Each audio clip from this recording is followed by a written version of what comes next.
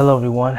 I wasn't expecting to do this video. I had another one planned, but I thought I address this immediately.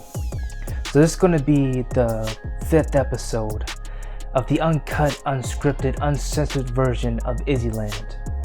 And what I want to discuss is the murder, the killing of George Floyd, the protests, the aftermath of the story, and my overall thoughts and how we're going to move forward from here. And again, this is just me being my authentic self.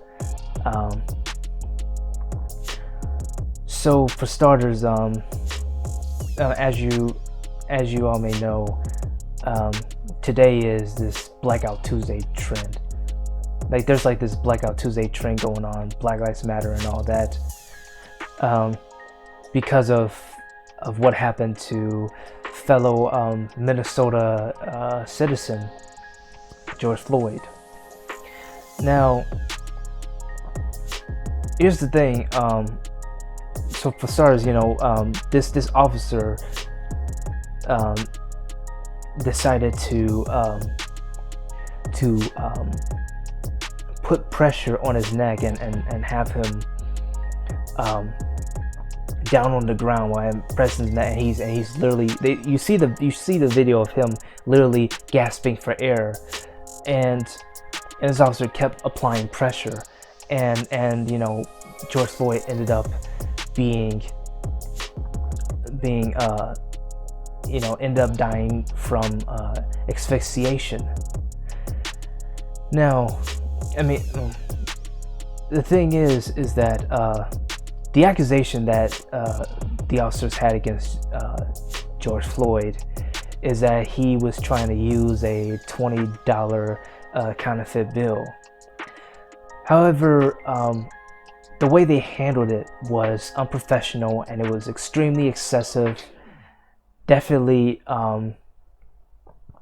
illogical and immoral.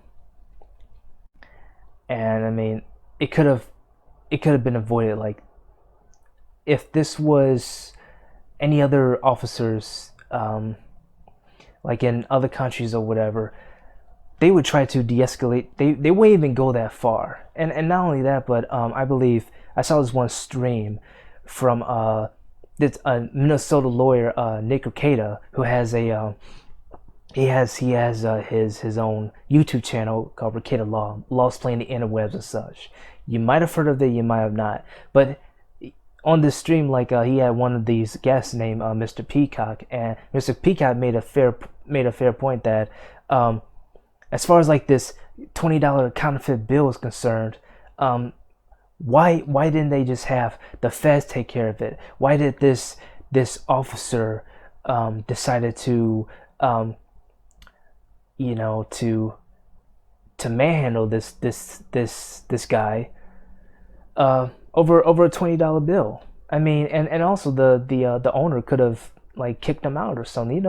Why did the police had to show up and I mean, even so, it's like it shouldn't come to this point where a life has been taken away. So this officer decided to come up to George's car. He was on the side of the road, probably leaving or whatever, heading out, and pulls a gun on him. Why did he do that? George was carrying a weapon. The only weapon he had was a $20 bill, a fraudulent counter $20 bill, allegedly. And they hauled him out of the car, and this guy was compliant. He wasn't flailing or anything. He wasn't resisting or any of that. And they still roughhoused him and put him in such a stressful position. And if the knee to the jugular or the corduroy that the officer gave him didn't if that didn't kill him, then surely he mentioned he was claustrophobia. Surely that could have done it. He could have had a heart attack. He did have pre-existing conditions and such that could lead to that. And oh, shoot, he could or his body would just fail altogether, because he was on the ground. He had this guy, he had this one officer all up on him, and he had nowhere to go. This is a very traumatic experience. Yeah, he could have. There could have been many ways he could have died. So, and to add insult to injury,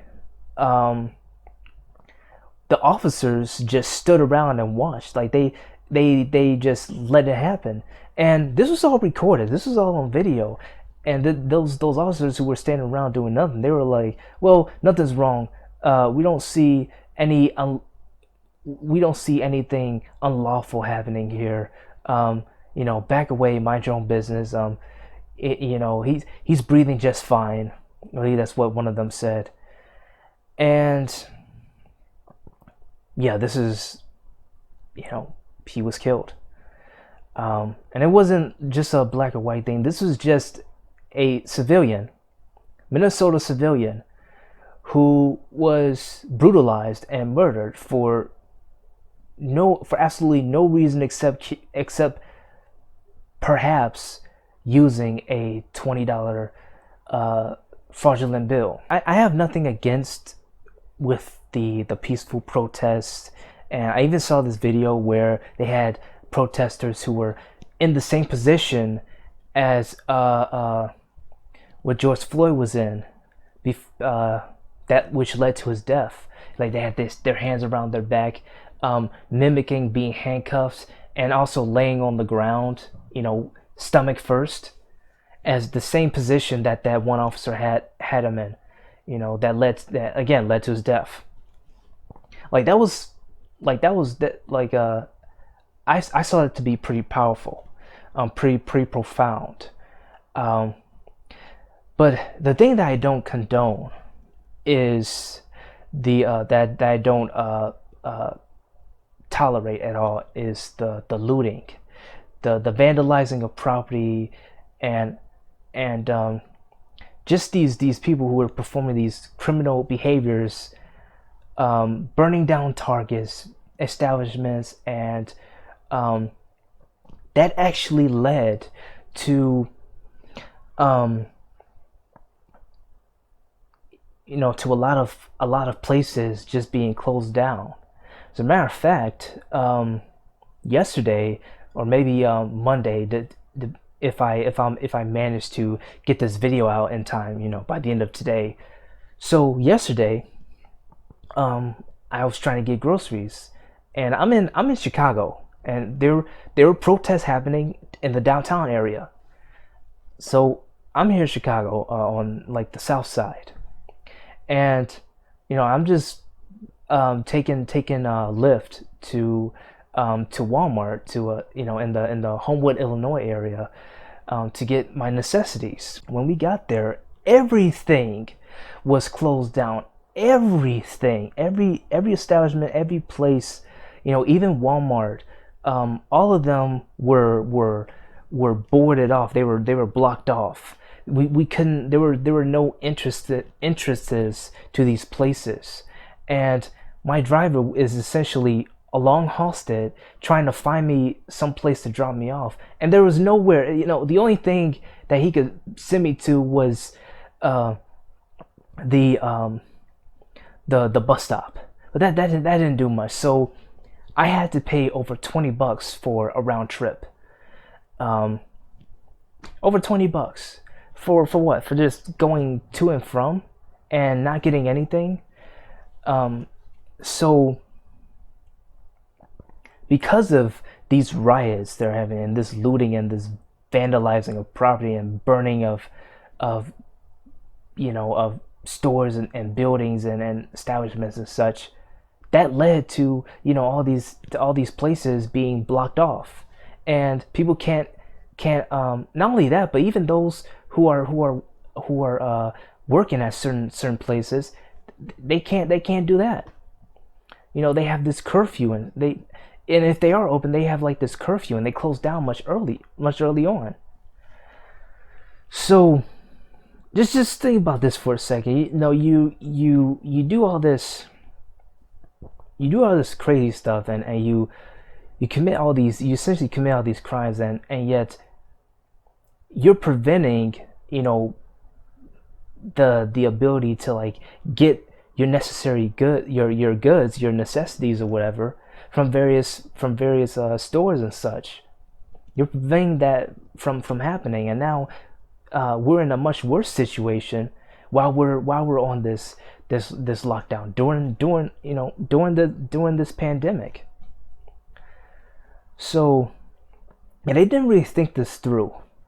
But at the same time, I realized that the powers that be put us in this sort of situation where, they locked everything down. They didn't really give us any sort of compensation. They just gave us like a measly $1,200 one time payment of $1,200. Nothing else. While the big banks, the big corporations, big businesses and such, they get practically the whole pie. They get, millions, trillions of dollars. Even the feds printed out money for to make that happen. And we were just left with the leftovers, the scraps. And that was pretty much it. And people are pretty frustrated, and that's what led to after what happened to George Floyd, that only put fuel on the fire, and then boom, this is what you were left with. All this chaos, and like all these restrictions or whatever, and then this happened. So listen, Congress, like, you really need to get UBI passed. You really need to get money into the hands of these people, because I guarantee if we were already getting the $1,200 or $2,000 a month, on a daily basis, I'm talking about not just certain people, every single American. If we got that amount on a monthly basis, guaranteed we wouldn't be having riots. We wouldn't be having protests. I mean, not in mass amount. We might still have them, but it may be maybe a bit more civilized. I really don't know. There's nothing completely wrong with them except the looting and these very serious riots and stuff. So yeah, what's the holdup? The French government, they barely, the French government over in Canada, they barely have as much resources as we do, and yet the moment they were put on lockdown due to the virus, they started giving their people money. A few days later, it's like, here you go, and no one was exempted. All you had to do is just be French. That's it. And they gave everyone $1,000 a month. The same with what Andrew Yang had with his freedom dividend plan, $1,000 a month. And even with my friend, it even got stacked on her disability benefits, and I believe she has SSI. So there's that. So it's like, this should be pretty simple. We have the funds, we have the resources. Like Yang says, the biggest lie we have in this economy, in this country, is that we don't have the money. So yeah, get that passed, and either that, or we need to or we really need to get people who support that plan, those who are members of the Yang Gang, those who support UBI, those who are about humanity first. We need to get them into Congress and get this stuff done. Otherwise, it's just going to get worse from here on out. With that being said, now I want to go into the message of Black Lives Matter. Now I'm the kind of guy who will take those sorts of messages seriously. Black Lives Matter, believe all women, humanity first. I'm not just selective as to um, as to who as to who matters the most. It's like all you gotta do is be a good person, and treat me like I belong. Um, treat me with respect or whatever, and I will reciprocate. I will fight for you, and I will fight for your freedom. I will do that. I will go that far. Um, but what I'm noticing, and it's like that's, so like when I say that, uh, like when I say Black Lives Matter, or when I say humanity first, I mean it. I don't just, I'm not just in the moment. I don't just pick and choose. Like that is my essence. That's what I strive to be. That's the legacy I want to leave behind when I'm gone. But these people who are like Black Lives Matter and stuff, they will they would do it for someone who is for a black individual um, who has been killed or brutalized by a white officer. But when it comes to someone like me, or someone like um, my friend up in Canada or whatever, they're like, they just throw their hands up. You're on your own. It's like Black Lives Matter. Let me tell you something. Okay, let me tell you a little story. All right, my good friend up in Canada, she once came down to Atlanta. She went to one of the black communities to visit a family member. And at first, the neighbors were very welcoming. They were hospitable and whatnot. But at first, on a particular day, um, my my friend was my friend was approached by this one neighbor, tried to give her a bowl of grits. Now, like me, my friend is on the autistic spectrum, and she has hypersensitivity. There are certain textures and certain feels or whatever that she can't stand, or she'll have a very serious reaction to. And one of them happens to be grainy textures like grits. And and she tried to tell this neighbor that hey, she can't eat that sort of stuff. And this neighbor tried to take it personal. She tried to get all she got all upset, and she tried to she tried to guilt trip my friend into eating it. And my friend didn't budge. She was like, hey, I can't eat that. So this neighbor got so upset that she literally force fed the bowl of grits to my friend. And sure enough, she had a violent reaction. She was choking to death, and it triggered her her to have an asthma attack. It got so severe.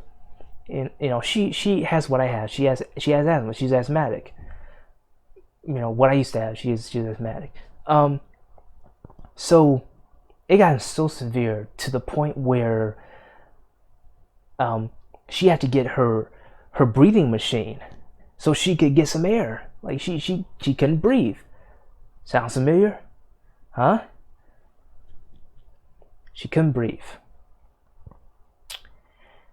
This neighbor decided to unplug the machine that she was trying to use so she can get some air, so she can exhale and get some air in her pathways and stuff and not be blue in the face.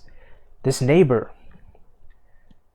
unplugged it, disconnected it, and kept her from using that machine, kept my friend from using that machine.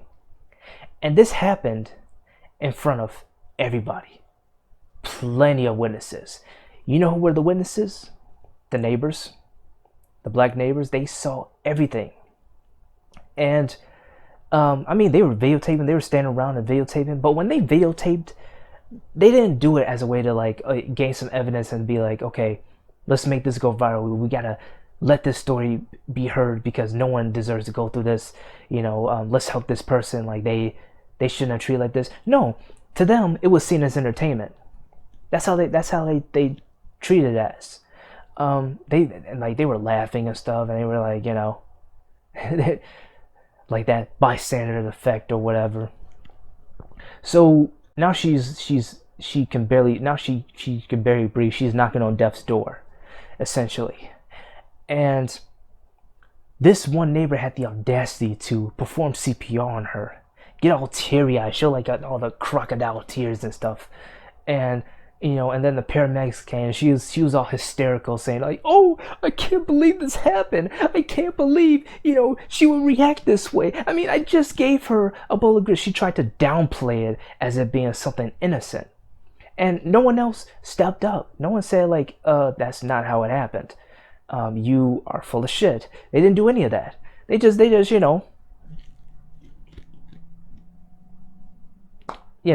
how they reacted.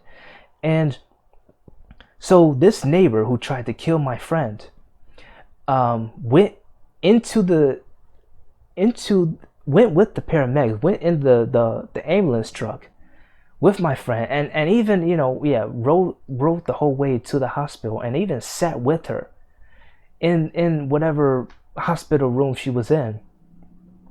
And like, this person nearly murdered my friend, and she did all this, and no one did anything about it. No one called the police on her or anything. The only time the police came for her is when my friend had to call up the French government to and they forced the police over in Atlanta to come pick her up. And they didn't even keep her that long either. And afterwards, it was open season for my friend. All the neighbors were they used every opportunity they could to harass my friend, to make her stay more unbearable, more painstaking, to the point where she finally snapped when one of her neighbors decided to take it upon herself and mess with her property, and she punched her in the face. My friend punched her in the face, and then automatically the police came like that in an instant, and they came after her. They hauled her out, they roughhoused her, but her family member, like, she couldn't really do anything because she had a criminal record, and if she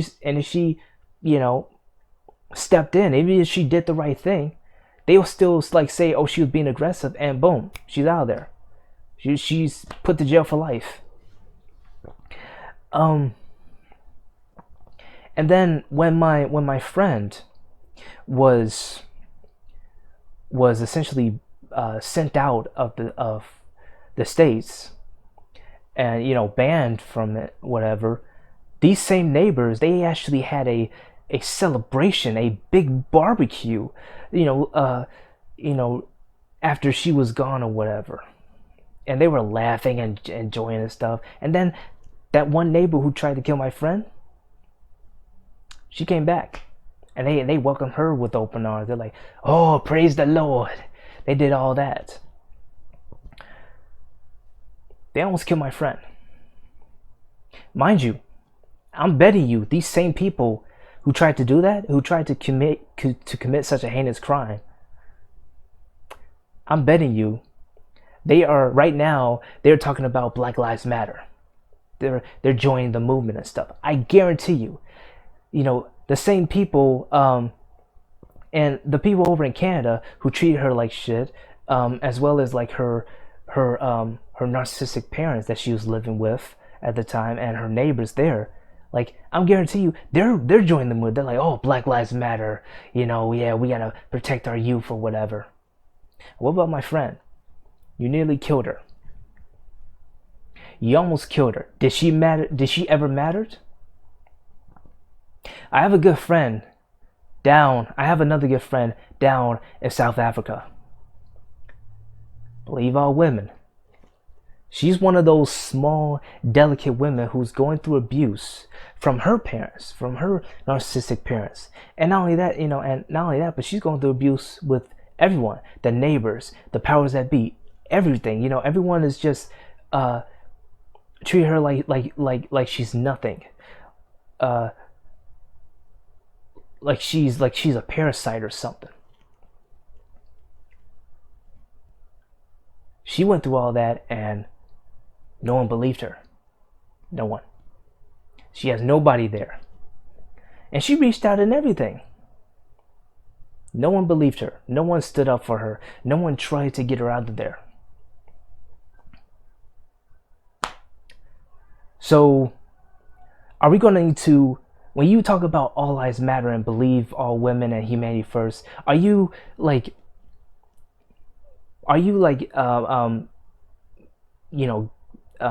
picking and choosing who to help, who is more important or whatever? I mean, it's a rhetorical question. Because, why would you do that? Why would you do that to people that I care deeply about? Why would you do that to me? Is it because we don't go to church? Is it because we don't toil and beat ourselves up with a 9-to-5 job or at some warehouse or whatever? Just practically killing ourselves full time. Like, is it because that we don't pay the bills and all that stuff? I thought we mattered. I thought you were about humanity first. I thought you believed all women. So if you do these sorts of things, if you show this sort of negligence, then I'll tell you right now, you have no right to be talking about Black Lives Matter. You have no right to be talking about believe all women. You have no right to be talking about humanity first. Because, let me tell you something. We are all human beings, including me and my two good friends. Alright? We deserve that same sort of acknowledgement, that same sort of help, that same sort of sense of belonging. We don't deserve to be just tossed to the side. Like we're nobodies. Like we're freaking aliens. We are human just as everyone else. And these sorts of things they are so disgusting and despicable that it makes me sick. It really does. Because they don't deserve that at all. At all. When you make those sorts of statements like Black Lives Matter, you better mean everyone. And you better back it up. Practice what you preach. And be consistent about it. Don't let it be a spur of the moment. And then once everything's simmered down, you just go back to doing whatever. It's time to take responsibility and do the right thing. It's time to get money into people's hands, to fight for UBI and fight for our freedom. It's time for Congress to grow up, for not just Congress to grow up, but everyone throughout the society. It's time to stop with all the negligence. It's time to stop with all the brutality, all the mistreatment. And it's time to stop being selective in who we help and actually do it for everyone. It's time to stop talking and actually start doing. Like, do something. And most importantly, it is time to break the cycle.